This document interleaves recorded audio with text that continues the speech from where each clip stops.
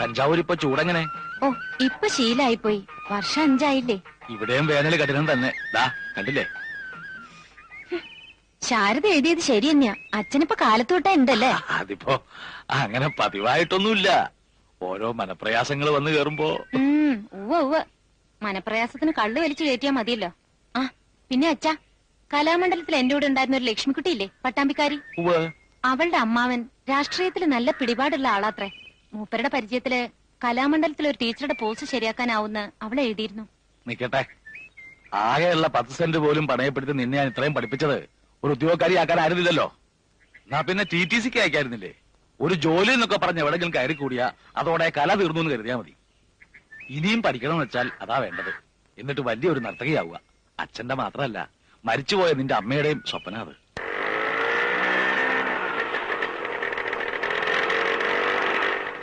എന്താ ബാനു, അറിയോ ലീലടുത്തിന്റെ അങ്ങനെ ചോദിക്കുന്നത്? അല്ല, വലിയ പഠിപ്പൊക്കെ കഴിഞ്ഞ ആളല്ലേ എന്ന് കരുതി സ്വന്തം ബന്ധമൊക്കെ മറക്കുവോ? ഭാനു, ആളകം മാറിട്ടോ. നേരം കിട്ടിയാ ഒന്ന് അങ്ങോട്ടൊക്കെ ഇറങ്ങോ? വരാലോ. എന്നാ പോവാം വാസുട്ടാ. ലീലടുത്തിയുടെ നാക്കിന് ഒരു മാറ്റവും ഇല്ല. അസത്ത അവനും അതെ, വഷളൻ.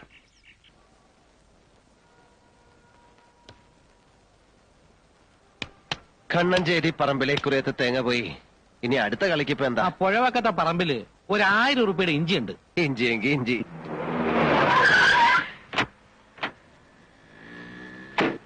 അവൻ ഇങ്ങോട്ടേക്ക് വന്നില്ലേടാ, ആ നീലകണ്ഠൻ. എന്റെ ശേഖരനെ ആൾക്കാർ വട്ടം പിടിച്ച് നിർത്തിയിട്ടാ. ഇല്ലെങ്കിൽ ഇന്നലെ തന്നെ തീർന്നേനെ ഇവന്റെ കഥ. ഇവൻ മൂർഖനാണെങ്കിൽ അത് വ്യാജ വെമ്പാലയാ. ചെവിക്ക് നുള്ളിക്കോളാൻ പറയാം അവനോട്.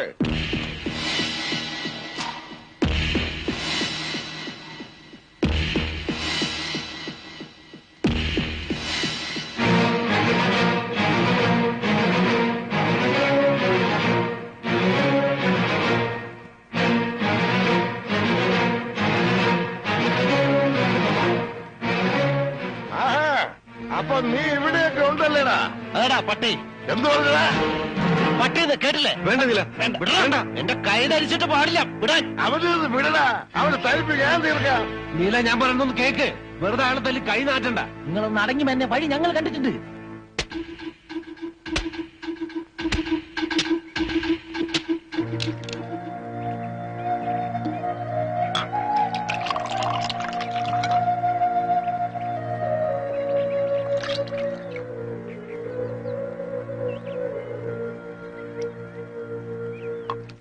ഒഴിച്ചു കൊടുക്ക്. എന്നിട്ട് ചെവിയിൽ ഓതിട്ട് പ്രാന്തടിപ്പിക്ക്. നീല, എന്നാ ഈ നാളികേരവും വിളഞ്ഞ പാടവും പണയം വെച്ചുള്ള ചീട്ടുകളി തുടങ്ങിയേ? ചോദിച്ചത് കേട്ടില്ലേ? കയ്യില് തൽക്കാലം കാശില്ലെങ്കിൽ അങ്ങനെയും കളിക്കാം. എന്ത് കളി വേണമെങ്കിലും കളിച്ചോളൂ. എന്നെ കൊണ്ട് ഇനി ഈ പണിയെടുക്കാൻ വയ്യ. തണ്ടാമാരെയും കൂട്ടി നാളേരെ ഇടിക്കാൻ പോയിട്ട് നാണം കെട്ട് വരിക. ആ, കാശ് ചോദിക്കുമ്പോ തരണം, ഇല്ലെങ്കിൽ ഇങ്ങനൊക്കെ ഉണ്ടാവും. ഞാൻ തോറ്റെന്റെ തേവരെ. എന്നെ ഇനി എന്നാണാവോ പണയം വെക്കാൻ പോണേ? തന്നെ പണയത്തിന് ആരെടുക്കൂടോ, പരട്ട വാരരെ. ഇളിക്കണ്ട വാനരന്മാരെ. നട്ടപ്രാന്ത് പിടിച്ച് നിൽക്കാൻ ഞാൻ.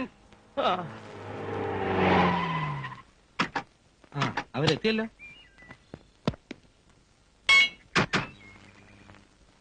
ഇതേതാ ഈ പുതിയ അവതാരം? വാരരെ അകത്തേക്ക് പോവാ. ആ പോവാ. ചാക്കോ, കല്ലൻ ചാക്കോന്നാ വിളിക്കുക.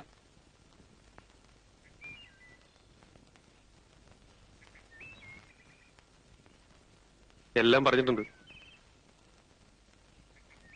ചന്ദ്രാലയത്തില് നമ്മുടെ സുഭദ്രാമ്മയുടെ രാത്രി ഒരു വരവുണ്ട് നമ്പ്യാർക്ക്. അവിടുന്ന് പോണ വഴിക്ക് പൂശാന്നാ. ഇയാള് തനിച്ച് മതിയാ? ആളിനെ കാട്ടി തന്നാ മതി. പിന്നെ മുതലാളി പറയണ പോലെ കയ്യാ കാലോ എന്താ ചവിട്ട് എടുക്കാം. വേണ്ട, താൻ അബദ്ധമൊന്നും കാണിക്കണ്ട. 2 പൊട്ടിച്ചാ മാത്രം മതി. മനസ്സിലായില്ലേ? നേരിട്ട് പിടയ്ക്കാൻ അറിയാൻ പാടില്ലാഞ്ഞിട്ടല്ല, അതാ ശീലവും. അതിനുള്ള യോഗ്യത ആ നാറയ്ക്കില്ല, അതുകൊണ്ടാ. പെടാന്ന് പറയുമ്പോ അത്ര മയത്തിലാക്കണ്ട. അതിന്റെ ചൂട് കുറച്ചു ദിവസം നിൽക്കണം. പറഞ്ഞത് എനിക്ക് മനസ്സിലായല്ലോ. കുത്തും മുറിയൊന്നും വേണ്ട. അച്ഛൻ എന്നും ഇങ്ങനെയാ? വൈകുവോ? ആ, ചില ദിവസം വന്നില്ലാന്ന് വരും. കൂടുതലകത്ത് ചെന്നാ പിന്നെ എത്ര അടുത്ത് കിടന്നൊന്നും വരും. ഈ അടുത്ത ഇത്രയും കൂടിയതല്ലേ? അർബൻ ബാങ്കിൽ നിന്ന് നോട്ടീസ് 3 തവണ വന്നിരുന്നു. ഇനി ജപ്തി ചെയ്ത് ഒഴിപ്പിക്കുന്നൊക്കെ മാനാട്ടക്കിടാവ് പറയണ കേട്ടു. അച്ഛനിനി കടം ചോദിക്കാനായി ബാക്കി ഏഴിലക്കരയിലെ ശിവനും മുണ്ടയ്ക്കലെ ഭഗവതിയും മാത്രമേ ഉള്ളൂ. കൊളപ്പുറത്തുകാരെ സഹായിക്കില്ല അല്ലേ? നല്ല കഥയെ. ബന്ധുക്കളാന്ന് പറഞ്ഞിട്ട് എന്താ ഭാനുവച്ചി? ഇത്ര നാറികള് ഈ ദേശത്തില്ല. രണ്ടും കണക്കാ. ലീലയെടുത്തിയും വാസുവേട്ടനും. അയാളുടെ ചില നോട്ടവും മൂളലൊക്കെ കാണുമ്പോ ചൂലെടുക്കാൻ തോന്നും. പറയുമ്പോ അമ്മയുടെ ബന്ധത്തിൽ ആകെ ഉള്ളത് അവര് മാത്ര. വരുന്ന വഴിക്ക് കണ്ടിരുന്നു.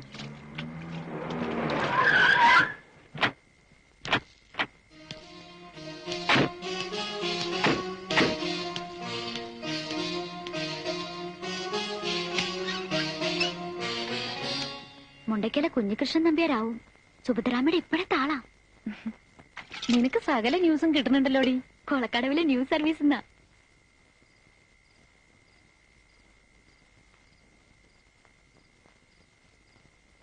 ഇതെന്താ എന്റെ അപ്പനെ? ഈ മുഖം ഒന്ന് തെളിഞ്ഞു കാണാൻ ഞാൻ ചെയ്യേണ്ടത്? നീലകണ്ഠൻ, എനിക്കങ്ങോട്ട് മറക്കാൻ പറ്റുന്നില്ല. ഇതങ്ങ് അവസാനിപ്പിച്ചൂടെ? പുണ്ണിക്കുത്തി വലുതാക്കിയ പിന്നെ അവിടം വെച്ച് മുറിച്ചു കളയും. ഞാൻ അതിനും മടിക്കില്ല. ഒട്ടും മോശമല്ല നീലകണ്ഠനും, അറിയാലോ. ഉവ്വ്, അവന്റെ കഴിവ് മറ്റാരേക്കാളും കൂടുതൽ നിനക്കല്ലേ അറിയാ. എടീ, പുഴുത്ത പട്ടിയെ പോലെ ആട്ടിപ്പായിച്ചപ്പോ ഞാനേ ഉണ്ടായിരുന്നുള്ളൂ. ഓർമ്മ വേണമത്. ഒന്നും മറന്നിട്ടില്ല. പക്ഷേ ഞാനൊരുത്തി കാരണമല്ലേ നീലന്റെ അമ്മ വീട് വിട്ടിറങ്ങിപ്പോയത്? വേണ്ട, കൂടുതൽ പുറകോട്ട് പോകണ്ട. അല്ലെങ്കിലും നിനക്കിപ്പോഴും കൂറ് അവനോടാണെന്ന് എനിക്കറിയാം.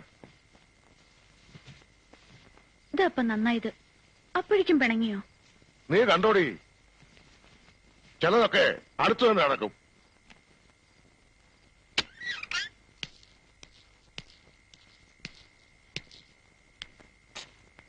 അയ്യോ, എന്താ ഇത്?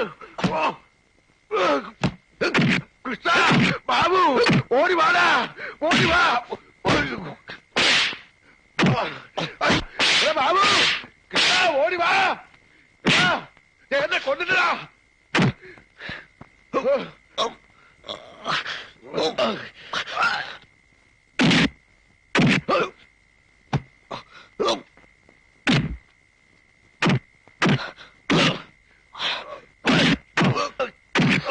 ഭാനുവച്ചി,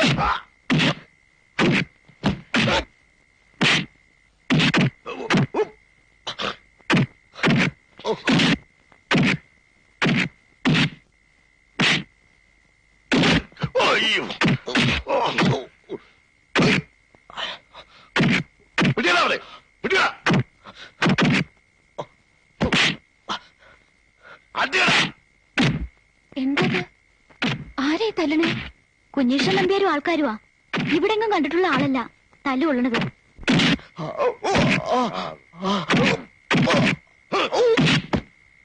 പറയടാ നായിന്റെ പോലെ, ആരാണ് അതിനെ അയച്ചത്? ഇനിനെ തല്ലരുത്, തല്ലരുത്, പറയാ. കൊന്നോളയും ഞാൻ.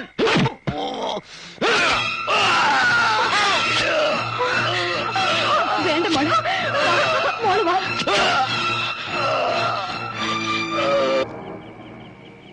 മരിച്ചു എന്ന് ഉറപ്പാണോ? ആരെങ്കിലും ഒന്ന് വാ തുറക്കാൻ. 2-3 കുത്തുണ്ട്. ഇപ്പൊ തീർന്നിട്ടുണ്ടാവും. ഞാൻ പറഞ്ഞിരുന്നതല്ലേ തന്നോട് അബദ്ധം കാണിക്കരുതെന്ന്. നിവർത്തിയില്ലഞ്ഞിട്ടാ. കുത്തിയില്ലായിരുന്നെങ്കിൽ അവരെന്നെ കൊന്നന്. നീലകണ്ഠൻ തല്ലിയിട്ടുണ്ട്. വെളിച്ചത്തില് നേർക്ക് നേരെ നിന്നിട്ട്. ഇരുട്ടടി അടിക്കാൻ ആളെ വിടേണ്ടി വന്നിട്ടില്ല ഇതുവരെ. ഇത് നിങ്ങൾ 4 എരപ്പന്മാരുടെ വാക്ക് കേട്ടതിന്റെ ഫലമാ. മംഗലശ്ശേരി മാധവ മേനോന്റെ മകൻ തെമ്മാടിയാണെന്നുള്ള നേര ഇപ്പൊ കൊലപാതകയാക്കി. രാത്രി പകലും കൂടെ നടക്കണം 4 ചേർന്ന്. നീല, നടക്കേണ്ടത് നടന്നു. ഇനി വൈകാതെ ഇവനെ എവിടെയെങ്കിലും ഒളിപ്പിക്കാൻ നോക്ക്. അതാ ബുദ്ധി.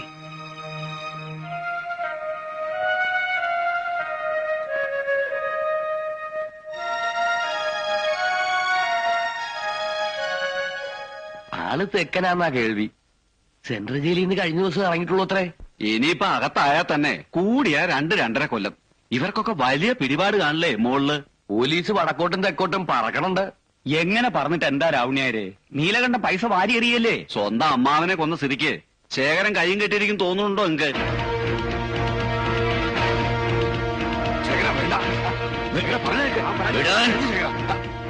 എന്നെ പിടിക്കരുത്. എന്റെ അമ്മാവനെ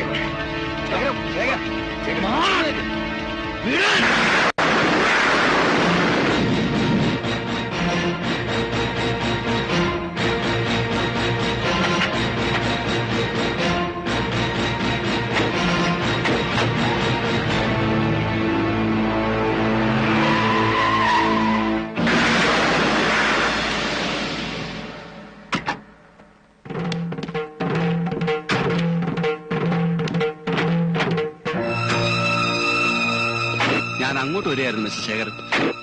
പാലക്കാട്ടുകാരൻ ഒരു രാഘവനെയാണ് സംശയം. അമ്മാവനുമായിട്ടുള്ള എന്തോ പൂർവ്വ വൈരാഗ്യം. ആളെ ഞങ്ങൾ തപ്പിക്കൊണ്ടിരിക്കുകയാണ്. ശേഖരൻ ഒന്ന് സ്റ്റേഷൻ വരെ വരണം, ചില ഡീറ്റെയിൽസ് കിട്ടാൻ. ഞാൻ വരട്ടെ. എന്നാ നീലകണ്ഠൻ പറഞ്ഞ പോലെ.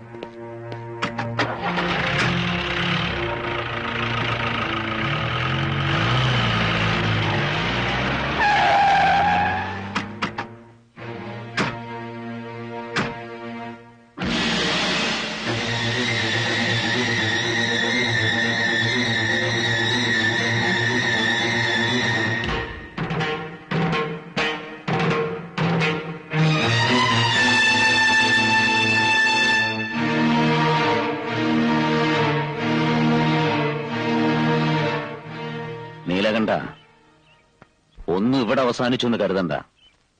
തുടങ്ങണേ ഉള്ളൂ. എനിക്കും ഒരു ദിവസമുണ്ട്. ബാക്കി നമുക്ക് അന്ന് പറയാം. അതിനി അധികം വൈകില്ല. ഓർമ്മ വെച്ചോ.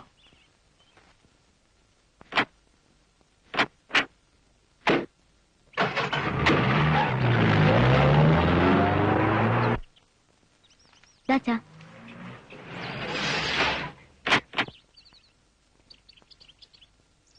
അതാണ് വീട്. വലിയ ഉപകാരം. ആരാ മോളേത്? അറിയില്ല, ഇങ്ങോട്ട് തന്നെയാ. ഷോ, പണിക്കർ സാറ്. ആരാര്? അച്ഛാ, വലിയ പ്രസിദ്ധനായ ഡാൻസറാ, ഡൽഹിയിലുള്ള. ഞാൻ പറഞ്ഞിട്ടില്ലേ? എന്റെ ഈശ്വര. ഭാനുമതി ഉവ്വ്. എന്നെ മനസ്സിലായിട്ടുണ്ടാവില്ല. പഠിക്കൽ സാറാണെന്ന് കണ്ടപ്പോഴേ ഞാൻ ഇവളോട്, അല്ല ഇവൾ എന്നോട് പറഞ്ഞു വരിക. ഇതൊന്നും എടുത്തോളൂ കുട്ടി. കലാമണ്ഡലം വരെ വരേണ്ട കാര്യമുണ്ടായിരുന്നു. വൈകുന്നേരം കൊച്ചിയിൽ എത്തണ്ട. അപ്പോ ഞാൻ ഇത്തിരി ധൃതി കാണിച്ചാ തെറ്റിദ്ധരിക്കരുത്. ഞാൻ വന്നത് ഭാനുമതിയെ കുറിച്ച് കൂടുതൽ അറിഞ്ഞിട്ടാ. ഷൺമുഖംപിള്ള ഗുരു അടുത്ത സ്നേഹിതനാ. ഞാൻ ഡൽഹിയിൽ ഒരു വിദ്യാലയം തുടങ്ങാൻ പോകുന്നു. അമേരിക്കയില് ഫോർട്ട് ഫൗണ്ടേഷന്റെ ഗ്രാൻഡില. ഭാനുമതിയെ ഞാൻ അങ്ങോട്ട് ക്ഷണിക്കുന്നു. അവിടെ ക്ലാസ് എടുക്കാം. പിന്നെ ഒരു വഴിക്ക് പഠിത്തവും മുന്നോട്ട് കൊണ്ടുപോവാ. പിന്നെ പ്രോഗ്രാംസ്. എന്താ എന്താ മോളെ, പണിക്കർ സാർ വലിയൊരു കാര്യമല്ലേ പറഞ്ഞിരിക്കുന്നത്? ഞാൻ ഇതുപോലുള്ള ടാലൻസിനെയാണ് അവിടെ ഒരുമിച്ച് ചേർക്കാൻ പോകുന്നത്. പിന്നെ ഞാൻ പറഞ്ഞതിൽ പ്രത്യേകം നോട്ട് ചെയ്യേണ്ടത്, വെറും ഒരു അധ്യാപികയായിട്ടല്ല, സ്വന്തം കഴിവുകൾ വികസിപ്പിക്കാനും പ്രദർശിപ്പിക്കാനുമുള്ള സൗകര്യം ഭാനുമതിക്ക് അവിടെ ഉണ്ടാവും. ഞാൻ ഇറങ്ങാണ്. ബന്ധപ്പെടാം. ചായ കുടിക്കാൻ ചായയോ ഇളനീരോ? ഒന്നും വേണ്ട. ഭാഗ്യം ചെയ്ത അച്ഛനാ. മോളുടെ കഴിവുകൾ ലോകം കാണാനിരിക്കുന്നതേ ഉള്ളൂ. വരട്ടെ.